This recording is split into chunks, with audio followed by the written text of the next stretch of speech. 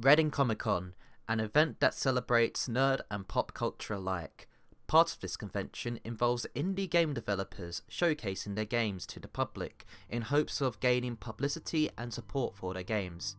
One indie game developer, Shaz, allows us to gain insight into his journey making his own game as a British indie game developer.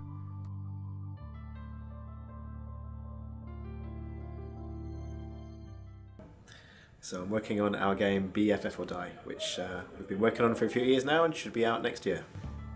So as you might guess from the title, it's all about a sense of togetherness. So you either help each other or you lose. So the game is, half of the game is on the screen and the other half is interactions between the people who play, and that's really what makes it fun. You get a really strong sense of teamwork and camaraderie when you play.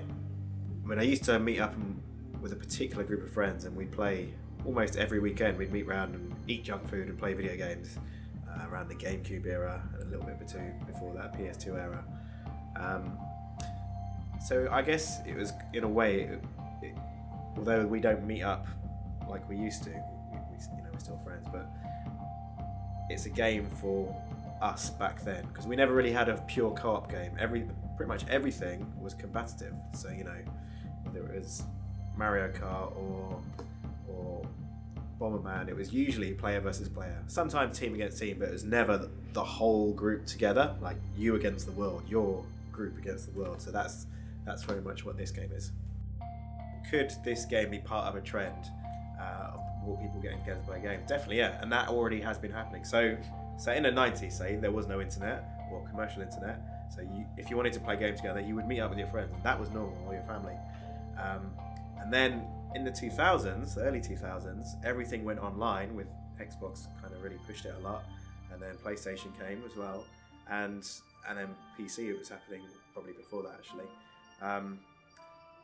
And everyone just started doing stuff online, and it became the normal thing. Oh, is it and now multiplayer to some people means online. Multiplayer doesn't mean local multiplayer. But in more recent years, games like Towerfall and Nidhogg and Gang Beasts, they all started as local multiplayer, and they all did really, really well. And this is PC we're talking about, which is even more surprising. So it's definitely been coming back. And yeah, so we hope to be part of that kind of re-emerging trend, that people realizing, oh, we can play games together and it's more fun than shouting at each other with headsets. What's it been like working on this? I mean, I love it. This is basically, it is my life. So with all my creative projects, I'll just jump straight in. So I do loads of stuff to do with community, stuff to do with development, stuff to do with sort of managing our own team, and it's a very positive experience all around for me. It will be unusual for me to go to bed before midnight and to not be working on the game at 10, 11, 12. Community, for me, definitely is like, that's part of the appeal of being a game developer, because we've got a thing called London Indies, obviously based in London, and I think this is part of my really journey of being a professional game developer. Investigating this community aspect further, we tag along with Shaz to attend these meetups. This can involve developers showing each other their games for constructive feedback, or simply to socialise over drinks. We just had the really basic mechanics and just a bunch of cubes and rectangles. I tested it here with other developers and just first observe how they get on and then listen to their feedback, and based on that, we would then change things and then bring it back, and change things, bring it back, and just go through that cycle. And that's how the first the core gameplay really evolved, by bringing it here and having developer friends play it.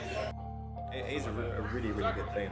If I wasn't part of that, I'm not sure if I'd still be doing this. So I take a lot from the community. I'm always asking other people for advice, but I also like to give to the community. So I like helping them out on their games if they can.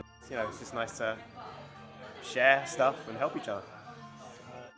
When you're making something, you think, I think people are going to respond in this way, and they do, and it's a really positive way, and it's doing all the things you'd hoped it would do. It really makes you want to keep going. So it's always nice seeing people, like you get a group of 3 or 4 or 2 even, and they're getting really excited, and they're they're laughing together, and then they're panicking together, and then they feel really good about winning, and they'll do a real life high five.